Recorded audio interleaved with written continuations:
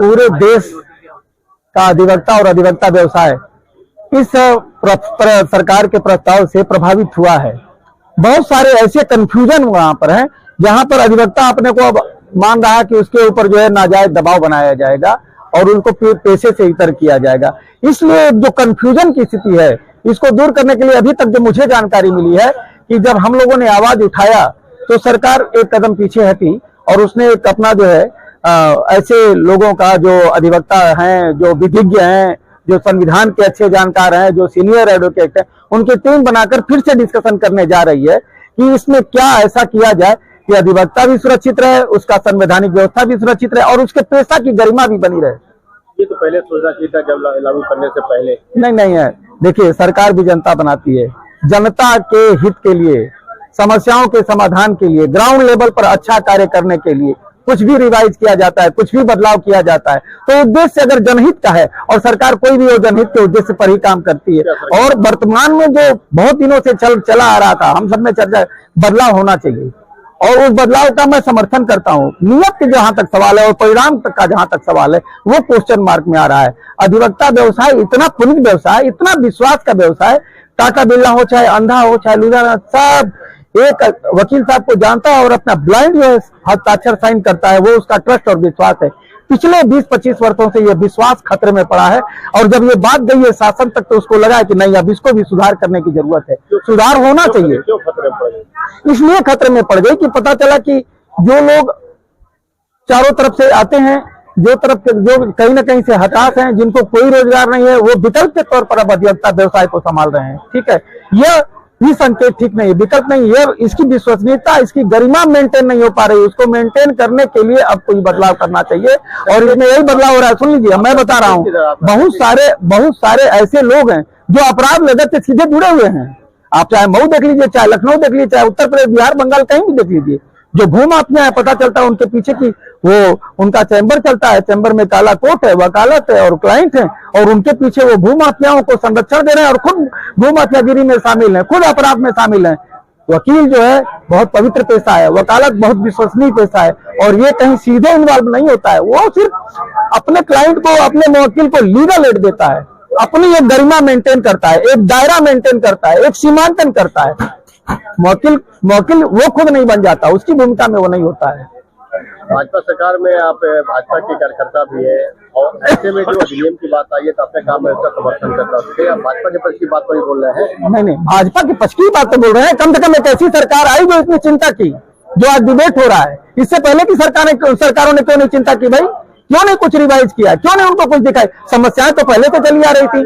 कम से कम भारतीय जनता पार्टी की सरकार ने संविधान की चिंता की, संविधान की सुरक्षा कैसे किया जाए इस पर एक प्रयास किया और ये प्रयास ही तो है कि आज डिबेट हो रहा है, आज आंदोलन हो रहा है। और दूसरी बात, वैसे सारे चरित्र के लोग जो सिर्फ अधिवक्ता के पेशे में अपना वेशभूषा बदल कर आए हैं, उनका पहचान किया जाना चाहिए। और ये जिम्मेदारी किसकी है? ये जिम्मेदारी सरकार की है। लेकिन सरकार को इस पर भी ध्यान देना चाहिए कि बार काउंसिल जिस तरह से बना है, इंडिपेंडेंट कॉन्स्टिट्यूशनल बॉडी है, कहीं उसके हक को तो हम टैक्स नहीं कर रहे हैं, कहीं उसके भूमिका तो हम नहीं नकार रहे हैं। यह ध्यान देना चाहिए और मैं समझता हूं जो रिवाइज होना है उसमें बार काउंसिल भी रहेगी, बार काउंसिल का अस्तित्व रहेगा। इससे पहले जो आया था उसमें बार काउंसिल की भूमिका नहीं, क्योंकि जब सीधे FIR होने लगेगा, सीधे मुकदमा होने लगेगा, मौकिल कहीं से नाराज हो गया, किसी के चढ़ाव में आ गया, किसी के साजिश में, किसी के दबाव में आ गया तो केस कर दे, तो मौकिल वकालत, वो वकील वकालत कैसे कर पाएगा?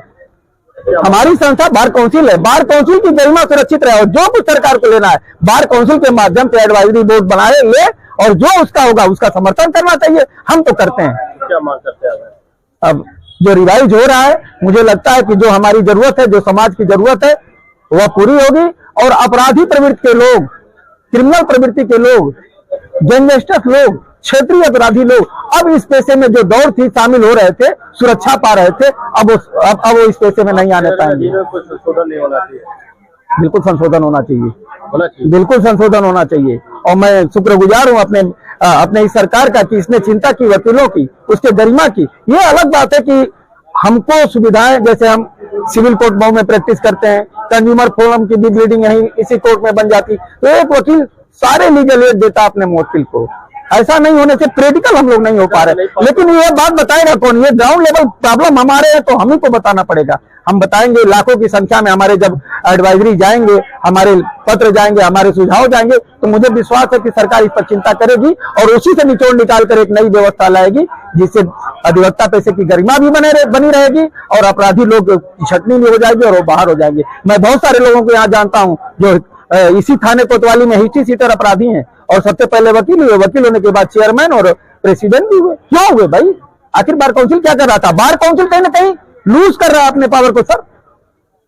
उसको चेक करना चाहिए कि कितने अपराध हैं और कैसे आ गया। पहले अपराध तुम अपना देखो, उसके बाद ये करो। गारंटी दो कि 2 साल तुम जब प्रैक्टिस में आते हो तो 2 से 10 साल तक कोई तुम्हारे खिलाफ कंप्लेन नहीं आएगा, कोई FIR नहीं आएगा, कोई परेशान आदमी तुम्हारे खिलाफ नहीं आएगा। तब तुम्हारा चरित्र का आकलन होगा, तब तुम काम यहाँ पर वकालत करने के लायक होगे और इस पेशे की गरिमा मेंटेन रह सकेगी। लगातार प्रदर्शन आगे मांगे नहीं पूरी होती तो क्या करेंगे? अगला कदम क्या रहेगा? देखिए, प्रदर्शन की बात पर मैं टुकड़ों में बात करना चाहता हूँ। जब बार काउंसिल का चुनाव आता है तो उत्तर प्रदेश में इस तरह की सक्रियता बढ़ जाती है। मैं भुक्तभोगी हूँ और मैं जानता हूँ। बार काउंसिल का चुनाव खत्म, सारी समस्याओं का समाधान हो गया, कोई आंदोलन के लिए नहीं आ रहा है। आंदोलन जब होता है तो उसी में कोई ऐसा चेहरा आता है जो तुरंत रातों रात पूरा एक जिला जान जाता है, पूरा एक प्रदेश जान जाता है कि ये हैं।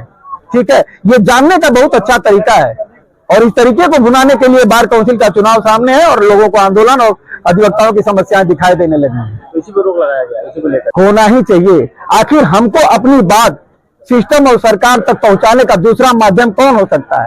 इस पे भी और हाँ, नहीं, रोक लगा दी गई ना, तभी तो एडवाइजरी बोर्ड बना। रोक लगा दी गई, वो रोक लगाया गया नहीं, अभी स्थगित है, उस पर चर्चा हो रही है। हमारे आप जैसे लोग चर्चा कर रहे हैं, एडवाइजरी बोर्ड वहां पर जाकर सबके सुझाव मांगे जा रहे हैं, मेल से सुझाव न्याय मंत्रालय को मांगे जा रहे हैं सुझाव। हड़ताल भी किए हैं, बढ़िया में आप लोग का कॉन्फ्रेंस चल रहा है। नहीं, ठीक है, लोग इसी बहाने बहुत